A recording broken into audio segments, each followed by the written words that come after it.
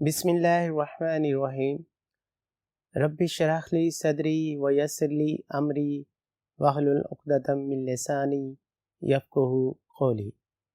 Dear students, अस्सलाम वालेकुम। मैं हूं आपका केमिस्ट्री टीचर अबू सुफियान और मैं आपके साथ डिस्कस कर रहा हूं केमिस्ट्री प्रैक्टिकल्स पार्ट 2। स्टूडेंट्स, हमारा जो प्रीवियस लेक्चर था उसमें हम लोगों ने फिज़िकल एक्सपेरिमेंट्स पार्ट 2 भी कंप्लीट कर लिए। आज के लेक्चर में हम फिज़िकल एक्सपेरिमेंट्स के जितने भी इम्पोर्टेंट वाइवा क्वेश्चंस बनते हैं उनको डिस्कस करेंगे। जैसे कि आप यहाँ पर स्क्रीन पे देख सकते हैं, आपको क्वेश्चंस नज़र आ रहे हैं, जिसमें सबसे पहला क्वेश्चन है, what is the formula of aspirin. Students, जब आप एस्पायरिन का प्रैक्टिकल अच्छे तरीके से याद करेंगे, इक्वेशन भी याद करेंगे, तो आपको फॉर्मूला भी याद हो जाएगा। जैसे कि आप देख सकते हैं, हमने जो इसका फॉर्मूला बनाया है, एरोमेटिक बेंजीन के रिंग में जो दो फंक्शनल ग्रुप अटैच है, यानी एक हमारे पास OC double bond OCH3 attach है और उसी के अकॉर्डिंग जो उसकी ऑर्थो पोजीशन बनती है उसमें COOH यानी एसिड का फंक्शनल ग्रुप अटैच है। Question number 2, why we use sodium metal for the formation of Lezine solution। Student, sodium metal जब हम यूज़ करते हैं लेजाइन सॉल्यूशन में, तो वो जो उसमें नाइट्रोजन, सल्फर या हैलोजन में से कोई एलिमेंट हो, वो सोडियम मेटल के साथ मिलकर आयोनाइज्ड प्रोडक्ट्स बना लेते हैं। जैसे कि मैंने ये एक्सपेरिमेंट जब आपको समझाया था तो मैंने इसका एक प्रिंसिपल लिखा था, जिसमें सोडियम का हमने बना लिया था साइनाइड NaCN, जब वो रिएक्शन करता है नाइट्रोजन के साथ। इसी तरह से अगर सल्फर है तो सोडियम सल्फाइड बन जाता है, हैलोजन है तो सोडियम हैलाइड बन जाता है। ये आयोनाइज प्रोडक्ट्स होते हैं और फर्दर फिर इनको टेस्ट करने में हमारे लिए आसानी रहती है। Question number 3, why sodium metal is stored in kerosene oil. Students, जैसा कि आप जानते हैं कि सोडियम बहुत ज़्यादा रिएक्टिव मेटल है। ये इसको एक्सपोज करते हम एयर में, फ़ौरन ये हवा में ऑक्सीजन या ह्यूमिडिटी यानी वाटर के साथ रिएक्शन कर जाती है और करस्पॉन्डिंग ऑक्साइड या हाइड्रोक्साइड में चेंज हो जाती है। इस तरह के रिएक्शन से सेव करने के लिए हम सोडियम मेटल को केरोसिन ऑयल यानी मिट्टी के तेल में रख लेते हैं, क्योंकि मिट्टी का तेल ऑर्गेनिक सॉल्वेंट है, वो सोडियम मेटल के साथ रिएक्शन नहीं करता। Next question number 4, why we use nitric acid for the detection of halogens before adding silver nitrate solution. Student, जैसा कि आप जानते हैं कि एलिमेंट डिटेक्शन के एक्सपेरिमेंट में हम हैलोजेंस को डिटेक्ट करने के लिए सिल्वर नाइट्रेट का सॉल्यूशन यूज़ करते हैं, लेकिन अगर उसमें नाइट्रोजन या सल्फर मौजूद हो तो वो बेटा साइनाइड Cn-1 और सल्फाइड S2- के आइंस प्रोड्यूस करते हैं। ये आइंस हैलोजेंस के साथ इन्फर कर सकते हैं, उनके प्रेसिपिटेट्स को डिस्टर्ब कर सकते हैं, हमें आइडेंटिफाई करने में डिफ़िकल्टी होती है। इन आइंस को रिमूव करने के लिए हम सॉल्यूशन को यानी सोडियम एक्सट्रैक्ट को पहले कंसंट्रेटेड नाइट्रिक एसिड के साथ बॉयल करते हैं, उसके बाद सिल्वर नाइट्रेट का सॉल्यूशन ऐड करते हैं, और अगर वाइट प्रेसिपिटेट बन जाए तो क्लोरीन, पेल येलो अपीयर हो जाए तो ब्रोमीन, और येलो प्रेसिपिटेट अपीयर हो तो वो आयोडीन को इंडिकेट करता है। नेक्स्ट क्वेश्चन 5 कहता है कि name any 2 organic compounds which contain nitrogen in it. ऐसे 2-3 कंपाउंड्स आपको याद होने चाहिए जिसमें नाइट्रोजन होता है। जैसा कि यहाँ पर भी आपको 2 एग्जांपल्स नज़र आ रही हैं, यूरिया है, थायोयूरिया है, इसी तरह से हाइड्राजीन का कंपाउंड है, फिनाइल हाइड्राजीन है। बहुत सारे कंपाउंड्स ऐसे हैं जिसमें नाइट्रोजन प्रेजेंट होता है। नेक्स्ट क्वेश्चन हमारा है 6, जिसमें आपसे पूछ रहा है, डिमांड कर रहा है examiner, what is the use of aspirin. Students, aspirin का use medical point of view से ये पेन रिलीवर है, यानी पेन किलर है। बॉडी पेन को रिलीव करने के लिए हम एस्पायरिन के मेडिसिन यूज़ करते हैं। Next question, why we can not use hot water for the recrystallizing during solvent. Students, आपको याद होगा कि एस्पायरिन के प्रोसीजर में ये बात मैंने समझाई थी। जब एस्पायरिन प्रोडक्ट में वेपर्स फॉर्म में बन जाता है, फिर हम उसको फर्दर जो है कूल करते हैं, उसको मिक्स करते हैं आइस कोल्ड वाटर में, ताकि हमें उसके वाइट प्रेसिपिटेट सॉलिड फॉर्म में मिल सकें। हम उसमें हॉट वाटर यूज़ नहीं कर सकते, क्योंकि एस्पायरिन पार्शली हॉट वाटर में डिज़ोल्व होता है, सो हमें उसकी इनसॉल्युबल क्वांटिटी नहीं मिलेगी, इसलिए हम उसको कोल्ड वाटर में डिज़ोल्व करते हैं ताकि वो इनसॉल्युबल रहे और हमें सॉलिड फॉर्म में मिल जाए। Next question number 8, which functional group is present in glucose. Students, अगर आपको ग्लूकोज का फॉर्मूला स्ट्रक्चरली याद है तो जैसे कि आप यहाँ पर भी देख सकते हैं, उसमें एक फंक्शनल ग्रुप एल्डिहाइड का होता है यानी CHO, और 5 OH यानी हाइड्रोक्साइड उसमें अटैच होते हैं, सो डबल फंक्शनल ग्रुप है, एल्डिहाइड का भी है और अल्कोहल का भी। क्वेश्चन नंबर 9 कहता है which colour is associated with glucosazone. Students, आपको याद होगा ग्लूकोसोजोन के जो प्रेसिपिटेट अपीयर होते हैं वो येलो कलर में होते हैं, सो येलो मैस जो है वो ग्लूकोसोजोन का अपीयर होता है, बनता है। Why we use sodium acetate in the preparation of glucosazone?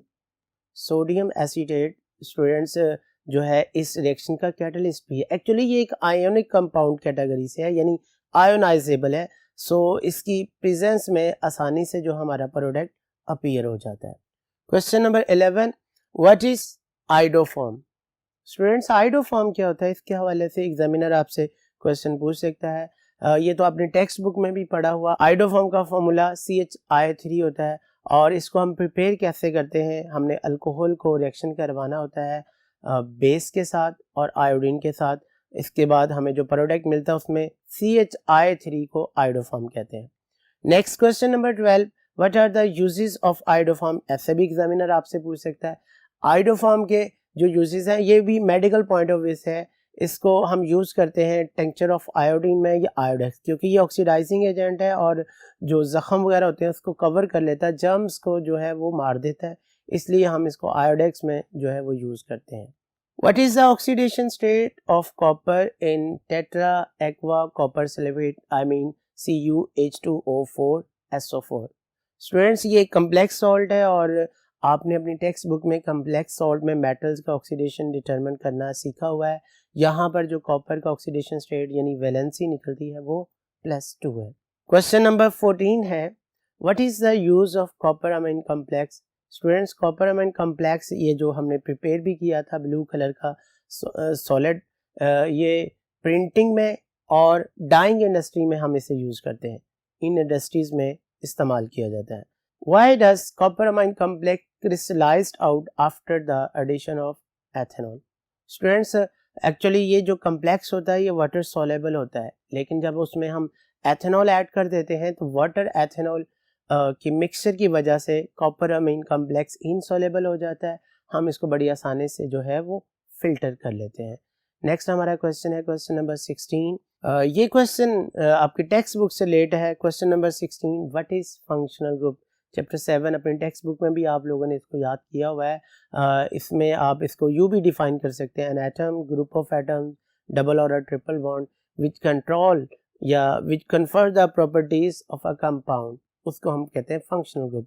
ये एक्चुअली कंपाउंड का फंक्शनल पार्ट होता है। क्वेश्चन नंबर 17 है, what are phenols. Students, phenols actually derivatives हैं बेंजीन के, एरोमेटिक कंपाउंड्स हैं जिसमें OH अटैच होता है 1, 2, 3 जगहों पर, जैसे रिसोर्सिनोल है, हमारी बुक में कार्बोलिक एसिड है जिसको हम फिनोल कहते हैं। क्वेश्चन नंबर 18 है, which one is more strong, phenol और कार्बोक्सिलिक एसिड। स्टूडेंट्स, आप जानते हैं कि फिनोल जो है वो एक वीक एसिड है, उसमें बेंजीन का एरोमेटिक रिंग मौजूद होता है, जबकि कार्बोक्सिलिक एसिड जो होते हैं वो ज़्यादा आयोनाइजेबल है और केमिकली हम इसको सोडियम बाइकार्बोनेट के टेस्ट से भी डिस्टिंग्विश कर सकते हैं, क्योंकि फिनोल एफरविसेंस के साथ CO2 गैस इवॉल्व नहीं करता, जबकि जो हमारे पास कार्बोक्सिलिक एसिड है ये एफरविसेंस के साथ CO2 गैस इवॉल्व करते हैं, सो ये स्ट्रॉन्गर एसिड्स हैं। Question number 19, what is the composition of Benedict solution test. Students, Benedict solution test जो है हम यूज़ करते हैं एल्डिहाइड्स की कन्फर्मेशन में, और इसकी कंपोजिशन में जो कंपाउंड शामिल है उसमें खुद कॉपर सल्फेट होता है जिसकी वजह से इसका ब्लू कलर है। इसी तरह से इसमें सोडियम कार्बोनेट ऐड किया जाता है और स्टूडेंट्स सिट्रिक एसिड का सॉल्ट होता है यानी sodium citrate. What is the behaviour of aldehydes in silver mirror test. Students, Tollens reagent या सिल्वर मिरर टेस्ट में जो एल्डिहाइड्स हम यूज़ करते हैं ये एज अ रिड्यूसिंग एजेंट काम करते हैं, क्योंकि ये फर्दर कोरस्पॉन्डिंग एसिड्स में ऑक्सीडाइज हो जाते हैं, सो ये रिड्यूसिंग एजेंट्स के तौर पर काम करते हैं। नेक्स्ट क्वेश्चन भी कुछ इसी तरह का ही है, कहता है कि to which family aldehydes are converted, या टेस्ट जो सिल्वर मिरर टेस्ट होता है उसके परफॉर्म करने के बाद वो किस में चेंज हो जाते हैं। Students, aldehydes actually reducing agent है, ये ऑक्सीडाइज होते हैं, कोरस्पॉन्डिंग कार्बोक्सिलिक एसिड के सॉल्ट्स में शिफ्ट हो जाते हैं। जैसे कि जब सिल्वर मिरर है उसमें अमोनियम का जो है वो सॉल्ट प्रोड्यूस होता है। Next question 22, why phenols are acidic in nature.